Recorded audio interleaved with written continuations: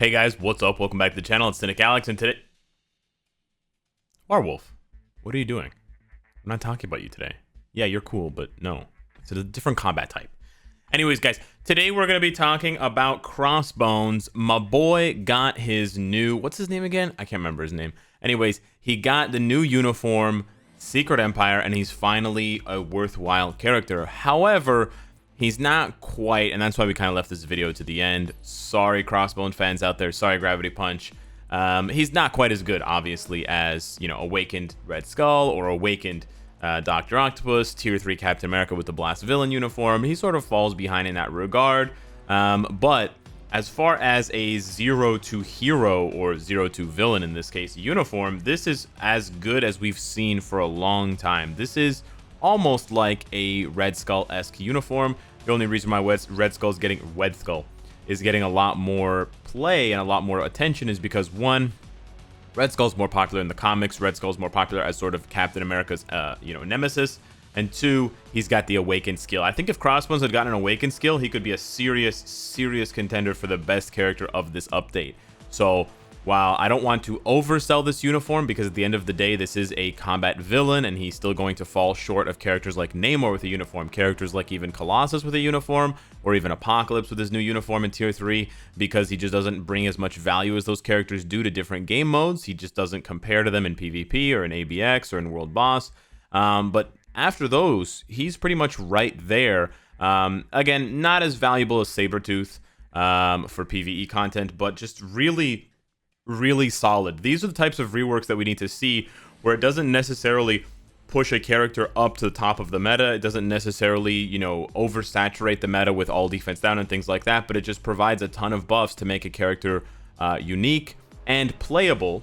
Playable is really important. You can play him in high-ish level content and he can perform, and fun. Fun is the big factor here with Crossbones. You get the 50% HP, which seems like a joke. They didn't nerf it. Insane. He gets crit rate, he gets all attack. He also gets crit rate and crit damage from his passive. So at Tier 2, it is literally so easy, even with terrible cards, it's so easy to cap out all of his stats. So that should be appealing to some of you out there who don't have very good card stats. He may outperform some other characters because you can focus all of your Uru and all of your build materials, etc., uniform options on cooldown and ignore defense, because he really doesn't need anything. With this build, I've got a CTP of energy with a very low, I purposely picked my CTP with the lowest crit damage stat, 24%, Bacon agrees, and then we've just got some HP, ignore defense, cooldown, dodge, and physical attack Urus. We rolled dodge here, and you're like, why are you rolling dodge so much, Cynicalex? Why do you have two dodge options on his uniform, the first and the fourth, along with ignore defense? Because I don't need anything else, baby. We got it all. So take a look at the stats here. I'm overcapped by 10% on crit damage, and I've gone out of my way to try to give him as little crit damage as possible. Ignore defense, cooldown is capped, dodge is at 62%, and the crit rate's at 64, which is crazy high.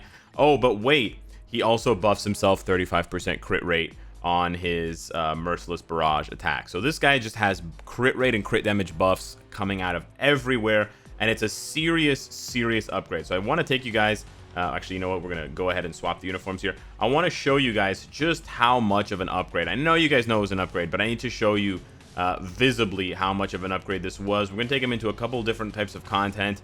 I'm not necessarily going to try and push Crossbones to the limit, and I would say that for most of you out there who are going to pick up this uniform, of course, I'm assuming you don't have CTPs to spare, and that's totally fair. So what I would recommend here is, this might be too low of a stage to show off what he can do differently now, because it seems like, yeah, we procced on the wrong scale, but yeah, this is a pretty low stage.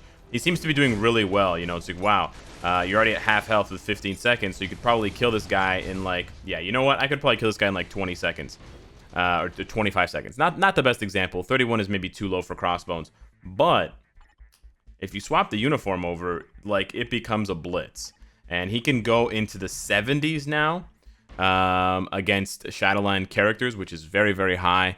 If you want to see, of course, as always, if you want to see very high level Crossbones gameplay, hit up Gravity Punch's YouTube channel. But I think he's going to die here with this one attack. Yeah, so you can see there, with just one attack, I did the equivalent of a couple rotations. Again, it's not really that easy to see the difference in values there, but it just, like, trust me, it's an insane rework for the character. But like I was saying, for those of you that are going to get this uniform but you're not going to pop a CTP on him, what I would recommend is just bump up his defense, because even with a defensive build, he can still probably do about 40 or 50 Proxima easily with insane HP, with healing, and he'll just be a tank. You know, if you just give him like a guard break, max HP invincibility obelisk, or even like a max HP invincibility obelisk, because he has super armor, he has invincibility, and if you're just going to throw him into world boss anyways, he's going to be so tanky. He'll probably have over 100,000 HP. He'll be just an absolute monster. He will never die, and you can just sort of breeze through the content that way. So I'm going to jump into a stage 50 here.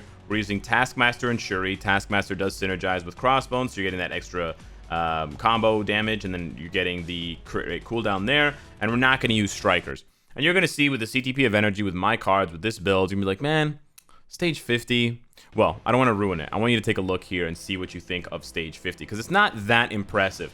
But I think what Crossbones suffers from is kind of like Mr. Fantastic syndrome. And what I mean by that is he's got pretty high base damage, but because he doesn't have any all defense down in this case, you have a situation where the character doesn't seem that impressive. Now, you will notice from his skills, he's got really nice tracking on his skills, first of all. Like, as Proxima moves around, he adjusts his attacks. He especially adjusts his 5th skill. And you can basically just face tank her. Now, attack speed is nice. The one thing I'm missing is a bit of attack speed. Attack speed is nice to get through that 3rd skill. You want to get through that 3rd skill because of the obvious iframe in the middle. And that iframe is going to get you hurt. You're going to take damage right there. But then he pops back out, back into the iframe. With the 5th skill and the 2nd skill, he closes the gap and gets really close to Proxima. So you can sort of make up for those mistakes there, and then use the iframe on 4 to hide, and then pop into the 5. So he's got a lot of ways that he sort of synergizes with his own build, because he moves backwards and forwards. You know, some characters only move backwards with their skills, and so you have a situation where you have to stop attacking and play catch up with the boss. You use the last couple seconds on his 5th skill to hide yourself during the 3rd skill. You go back into the iframe here, you go back into another iframe, and you can see he can do it. So he can easily clear, without any strikers at all, he can clear a stage 50 with this team up. But now I want to go a little bit higher. We're going to bump up to a stage 65.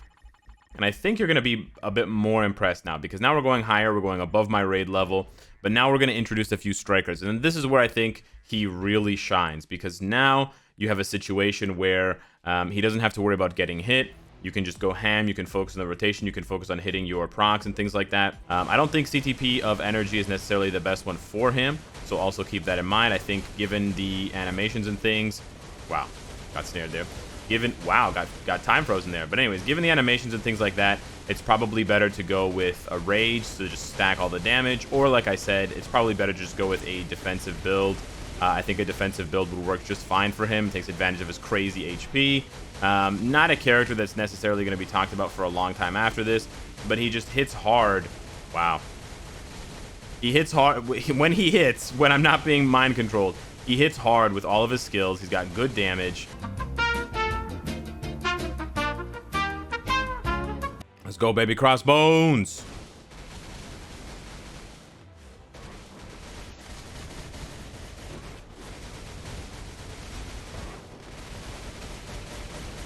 Look at that.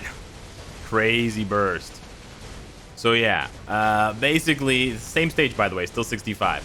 So yeah, I probably shouldn't have led with the Scarlet Witch showcase, or the Scarlet Witch team up, because it doesn't really illustrate what I'm trying to say. But essentially, he has a lot of time to get snared. Yep, he does hit really hard, and you will notice a huge increase in his damage if you pair him up with mind control strikers versus not. Unlike some other characters who, benefit from mind control in a different way because it synergizes with their attacks and things like that, he benefits because he hits really hard and just doesn't have mind control himself. Kind of like Namor, kind of like Mr. Fantastic.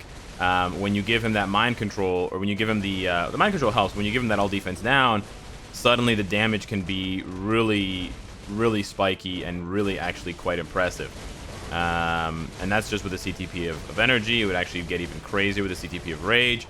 I'm getting a little bit unlucky here, getting snared, getting put into the poison clouds, but yeah, boy, does he like to pump out the damage. And he's just cool looking. That's the thing with Crossbones. He's just cool looking. He's got really cool animations when you can see them when the strikers aren't blocking. And then you're going to get those spikes of damage as well. We're going to die here probably. But yeah, he can just tank this for the most part. Let's heal. And just all of his hits. That's the thing. That's why you could go with something like something defensive. All of his hits, like especially 3, 4, and 5, they just deal massive damage. He has high damage on basically all of his skills, which helps him, you know, do lower content with a PvP build or do higher content and be more impressive with all defense down strikers and an offensive obelisk or a CTP like that. Not that I would say, you know, give him a CTP, but you know how you show the characters off with CTPs. You get used to a sort of a level of play, and then you don't want to undersell a character. That's sort of the conundrum that you're in at times, or that I'm in at times. You show off so many characters with CTPs. You know, after you show them off as well with obelisks, and I did show off Crossbones with an obelisk in the APK, but or I think I did. But if you don't, then you end up with a situation where the character can look a lot worse than they actually are. But yeah, it's a tough review because on the one hand, I know that Crossbones is not the greatest character, and so shelling out 1,000 crystals for him is going to be a bit too much of an asking price for certain players. It's kind of like getting Crescent's uniform if she's just a leadership. But on the other hand, I do have to applaud Netmarble, and I do want to shine a light on the massive rework that they did, because this is really a completely transformed character. And you can go ahead and check out content with a CTP of regeneration, so a completely PvP build. Gravity Punch was still able to clear almost stage 60 of Proxima. He was able to do into the 60s for Corvus as well, into stage 20 Thanos with a PvP build, and also doing some PvP action. So, you know, I don't really have the resources, or I don't want to invest the resources to build up Crossbones specifically to show you guys that, and that's why I love the fact that there's someone out there. Gravity Punch, I keep name dropping him. I love the fact there's somebody out there who does build up Crossbones so we can see. That's sort of like the dream, you know, having different content creators that are really invested in specific characters, so that way not one or two content creators have to invest in every character, and so I can do more of a cursory or sort of a summary glance at characters, and then go into a deep dive on characters that I really like and characters that I identify with and I want to play a lot of content with. But then there is still a lot of ways in which other characters can be showcased by other accounts, because I know there's people out there, you know, you got the rank 1 Road, or you got the rank 1 Kingpin, or even bad characters. So it's always interesting to see how far a bad character, or how far an underpowered or an underrated or a lesser known, lesser used character can go. And damn, Crossbones can go a lot further than I thought. So yeah, let me know what you guys think of Crossbones Secret Empire. Thank you so much for watching, and I will see you in the next one. Take care.